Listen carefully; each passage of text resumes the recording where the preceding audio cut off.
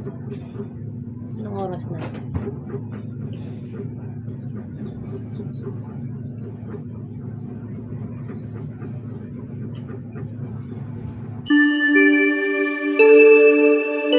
Isang mapagpalang araw na naman nga sa atin mga karimix. At dahil nga Sunday today, busy-busyhan na naman ako. Every Friday, Saturday hanggang Sunday nga busy ako. Hindi nga lang ako basta babae at hindi lang ako basta asawa. Or basta ina lang. Pagdating nga sa mga racket mga karimix, number 1 na ako dyan. Hindi naman porket babae tayo, aasa na lang tayo sa mga lalaki. Sabi sa inyo, kulang na lang sa akin, bato ni Dana. Hindi lang din siguro ako mapakali nang wala akong kinikita. Nagpapa-installment, paluwagan ako ng mga cash items Singita at gold. Ko pa nga ng pagbebenta ng mga kung ano-ano like ito nga Lanzones. Sobrang nakakatuwa nga dahil kahapon lang to nabanggit sa akin ng member ko na namimita sila sa farm kaya nagpakuha na ako ng 15 kilos at sold nga lahat. O diba, nakatulong na ako sa kanya, natulungan niya rin at ako. Dahil nga Sunday today na-deliver na rin sa akin ng mga item at nabili ko na nga yung ibang kaya item. Kaya deliver at meet up na nga bago nga ako nakapag-meet up. Nagkilo muna kami ni Habibi ng mga Lanzones. At inuna ko na nga yung i-deliver sa mga kapitbahay ko. At ang iba naman nun ay pick up na rin sa bahay. After nga ng mga kabisihan ko, eto naman tayo. Mami tayo hindi naman pwedeng mawala sa ating mga ina. Lalo na nga ngayon dahil lagnat nga ang kaya hindi ko naman pwedeng basta-basta na lang Siyempre, bago ako mag-deliver at mag-meet up, inisakaso ko muna yung anak kong pakainit, painumin ng gamot. At papasalamat nga din ako kay Habibi na laging nandyan para tuwangan ako sa lahat ng bagay. Ganun naman talaga mag-partner, diba? At yun naman talaga ang kailangan. At ngayong araw lang din naman nagkasakit ang anak ko. Bukod nga sa panahon, siguro lagnat-laki na rin. Mag-birthday na rin kasi siya this coming November 1. Basta mga karimix, kahit anong busy natin, wag natin kakalimutang intindihin ng anak natin bago dahil ang lahat. Dahil ginagawa naman natin ang lahat ng mga bagay na pinagkakabisihan natin dahil sa kanila. Bukod nga doon,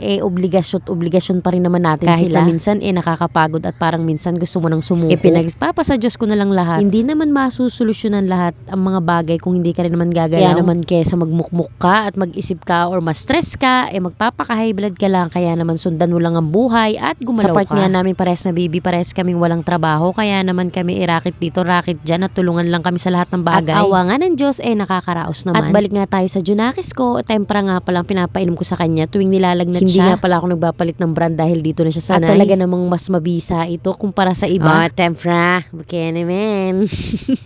Sunday nga today, kaya naman hindi namin siya nadala sa clinic or sa pedia niya. Kaya naman bukas ko siya mapapacheck up Monday. Kaya absent muna siya sa school. Pagpapahingahin ko nga muna siya ng 1 linggo siguro. Medyo naninibago din kasi sa panahon. Tapos may aircon din yung kanilang classroom. Tapos naambunan pa siya ng 1 beses. At usong-uso rin naman ang lagnat ngayon. Kaya doble-doble ingat talaga tayo mga mami. Pero minsan kahit anong ingat natin, talaga namang dadapuan din talaga tayo ng mga sakit. Kaya hanggat kayang iwasan natin or gawa tayo ng paraan like vitamin C. At after ko nga masikasong anak ko at maayos ko lahat, i-deliver ko ito nga for the checking of outfit nga tayo for today's video. O diba, kala mo kung saan pupunta pero magdi-deliver lang at makikipag-meet up yan. Ngayon ko lang napansin, ang dumi na pala ng salamin namin gawa ng Junakis ko yan. At ito na nga at mag-aalodora na naman ang inyong lingkod, Asia's Remix. At pag may mommy time, may me time din. Kahit pa sa pagdi-deliver lamang makapag-ayos-ayos ng bahagya. At yun lang for today's video mga karimix. Maraming salamat sa patuloy na panonood.